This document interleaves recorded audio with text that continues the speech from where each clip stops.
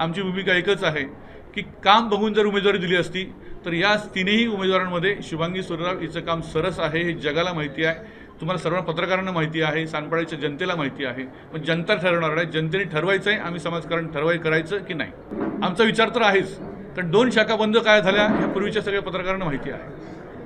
म्हणजे आपल्याच पक्षातील लोकांच्यावर अन्याय करायचा, आपल्याच पक्षातील लोकांना त्रास द्यायचा. आणि इथं तर आम्हाला काय 2 वेळा आमचा अपमान झालेला आहे.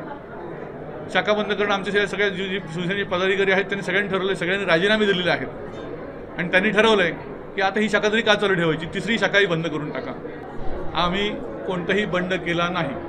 आम्ही उमेदवारी मागे घेतलेली आहे, शुभांगी सुर्यरावने उमेदवारी मागे घेतलेली आहे. जर अपक्ष असतं तर बंड केला असं झालं असतं. पण आमच्याशी कोणत्याही वरिष्ठ नेत्यांनी संपर्क केला नाही, कोणत्याही पक्षाच्या आणि या शिवसेना पक्षाच्या सुद्धा. तुम्ही ठरवायचं आहे, जनता जनार्दन ठरणार आहे. हे 3ही वास्कर घरी बसले तर मी पुढचा निर्णय घेणार आहे, बरोबर ना? तरच पुढचा आम्ही निर्णय घेणार आहोत.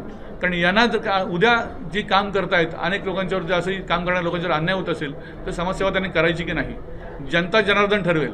आज उद्या असा माझ्यावर आरोप होईल, अरे भाजपची लोक इथे आली आहेत, तिथे भावेश पाटील पण आला आहे, तुम्ही कुठल्या पक्षात जात आहेत. मी पक्षीय राजकारणात नाही, यापूर्वी नव्हतो, याच्या पुढेही राहणार नाही असं मी ठरवलेलं आहे. पक्षप्रवेश करायचं की नाही ही सर्व मंडळी ठरवतील, पण राजीनामे मात्र सगळ्यांच्या या ठिकाणी प्राप्त झालेले आहेत. ठाणे जाऊन तुमच्याकडे ठेवा. हे आमचे उपविभाग प्रमुख आहेत, आमचे उपसरप्रमुख. आज आमची सगळी मंडळी जी आहेत नोकरीधंद्याची मंडळी आहे, कोण वकील आहे कोण आहे. त्यामुळे आज ते सुट्टी अचानक मिटिंग लावल्या कारणाने ते लोक आज उपस्थित राहू शकले नाही. पण राजीनामापत्र मात्र सगळ्यांनी दिलेले आहेत. एकही पदाधिकारी यापुढे पक्षाचं काम करणार नाही.